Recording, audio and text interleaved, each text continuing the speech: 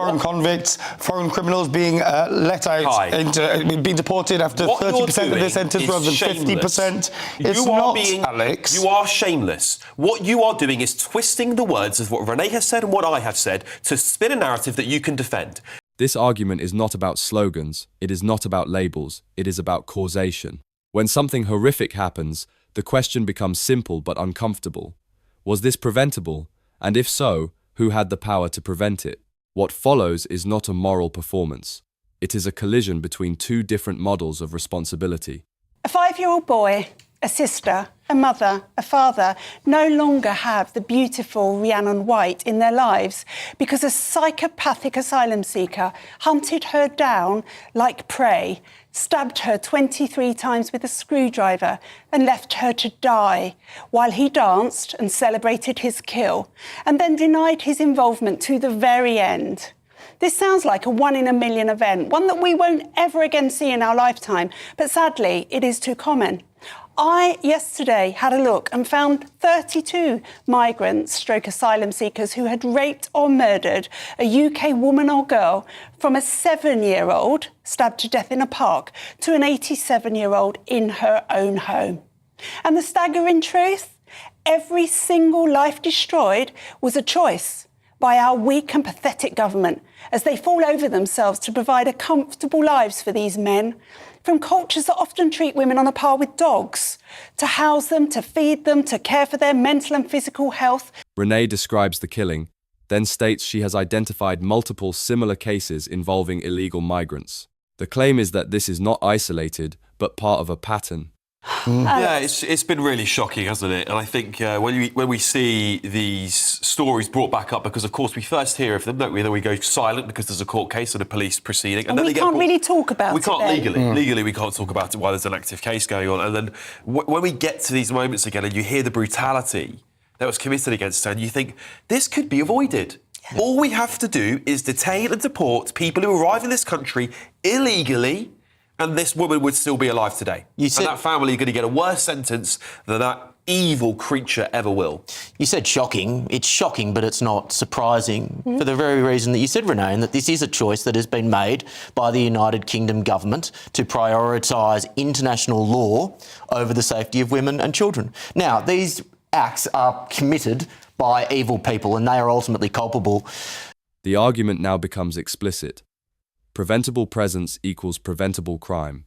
But I do wonder whether we need to start looking at this government as being criminally responsible, partly criminally responsible for these acts. They know that if they get rid of the ECHR and the Human Rights Act and they do what is necessary, you can stop these boats in a week. The Australian example proves that. When do we stop and say, this isn't just bad policy, this is evil and this government is criminally responsible and they have blood on their hands? I think that is how we need to start approaching this and how we need to start thinking about it. Trey?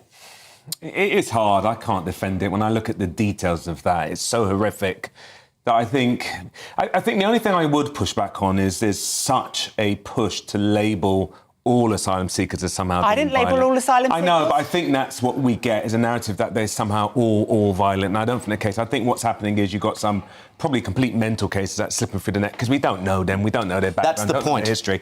Responsibility is shifted from individuals to policy design. True, and I can't argue against that. You know, and I think what happened was unfortunate, but I just can't defend it. The details are so horrific of this. But Kai, surely, Trey's point doesn't actually stand, because if we just didn't let anyone in, or we put them into locked detention centres until we know if they're suffering from some mental illness or they're going to be a danger, none of these women will be dead. Yeah, no, I'm just going to push back maybe a bit more forcefully than Trey, if I may. The question at the heart of all of this is, how do you stop people being murdered? And the guarantee is that, Alex, you say, yes, because let me quote you back. You say this could have been avoided. Yes, you are selling to the British people a lie. If tomorrow you kicked out every asylum seeker and every foreign criminal, every foreigner out of this country, the drop in the crime rate, yeah, you'd have an impact, but it would be negligible. A direct challenge. Crime cannot be solved with one policy lever. There are hundreds of thousands of convictions and arrests in this country every year. We don't have the stats on the migration status of those people. Every single one of these cases is depraved, disgusting. This particular case is horrific. But to take that as the one example and extrapolate it out to make all asylum seekers and are 32 migrants... Can I respond to you? I said this was totally avoidable, and it absolutely was. But it simply isn't, Alex, is it? You listen to me. If that man wasn't in this country and he was detained and deported Rhiannon because he illegally broke into this country, answer the question yes or no, would Rhiannon Whyte still be alive today? Answer yes or no.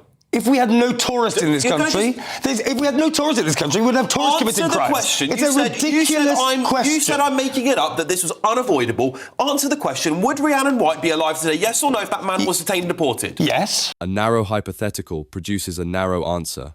Right. It was avoidable. The idea that stopping migration magically solves all crime. It would have saved one person's exactly life. the implication of what you're saying. And Trey said that the implication of what you're saying is that all migrants are like this. That is exactly what you're saying. It is exactly what you're implying. You have said that. Hang on. It's exactly what you're implying. Trey, unfortunately, put that in our mouths. I didn't say that. Renee didn't say that. And Trey was out of order to have insinuated that Renee had said it. I never said that either. Right? Alex. I said it was avoidable that this could have happened if this man wasn't let into this country. One person dying is one person too many, Kai. And when you lefties get that, this country will start healing. But you have to get to the programme. That's why you're all completely failing in the polls. Because it's not true. Can I just come back on one? The disagreement shifts to what is being implied. The measures that the Labour government has brought in to avoid this. The sensible measures. I want to say something. I said very clearly in what I just said that, of course, we have men that murder and rape women in this country. Yeah. And those men are disgusting and we should deal with them. Yeah. We do not need to add to them. And just in the last 3 to 4 years, yesterday, I found 32 cases, convictions of rapes or murders. A 7-year-old girl was murdered in a park by an asylum seeker. She would still be alive today. Rhiannon would still be alive today. None of us said it's all asylum seekers, but if we can keep 7-year-olds alive by not having them here, then that should be done. Can I just say, no migration at all. Kai, this is illegal migration. Stop. But no migration at all is a nonsense argument, and you know that. Stop. The claim is reframed as risk reduction, not total elimination. This is about illegal migration, not legal migration. We can have that conversation, but that's not what we're talking about here. Yeah. The point is, this is, I think what you said was pretty abhorrent, but at the same time it is instructive to the way that the left thinks about this issue. And that is, it is all well and good to sacrifice a few people and a few children at the expense of like the UK being seen to be good global citizens, or so that basically people in the Islington bubble can say, well, we feel morally virtuous by letting people into this country. It's not that at all. It is a prioritisation exercise. You are selling a lie to claim that would solve all these. Look, it's just not the same thing. No one has said that, Kai. It's much more complicated. And then the common sense policies that the government is taking now, getting rid of foreign...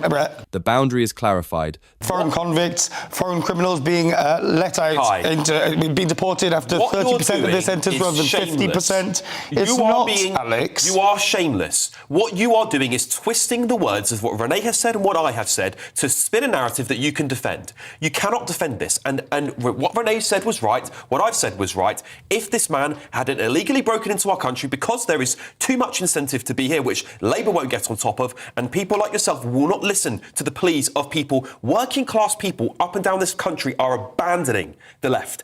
Absolutely abandoning you. The only people that are supporting the immigration policies of the left are privileged, elite, wealthy people. Look at the polls up and down the country. This is impacting working class people in Wales, England, Scotland, Northern Ireland, and they've had enough. What they want is for the left wing to talk sense, to say, we understand this is putting... The focus shifts to who experiences the consequences. I've been out today speaking to people in Essex. They have children, little girls. Their parents will not let them walk to school by themselves. It is destroying their lives, and we're putting them at risk for what? For people that will never contribute, haven't contributed, have broken into this country illegally. We can end it. We can stop it. It's very simple. I'm sorry, I'm going to end it here because we have to. But I have to say that I think this is a conversation which is going to be continued. I think you're going to continue it later in your show. Oh, yes, we will. And we're going to hear a lot more about Rhiannon and her family and how they feel about this. This debate does not resolve into a simple yes or no. It resolves into a trade-off. One side accepts uncertainty in the name of international obligation. The other rejects uncertainty when it involves preventable risk. It is logically true that removing one individual prevents that individual's crime. It is also true that crime, as a phenomenon, will not disappear. So the real question is not whether crime can be eliminated. It is how much preventable risk a society is willing to tolerate and who gets to decide that threshold. Until that question is answered honestly, this argument will continue.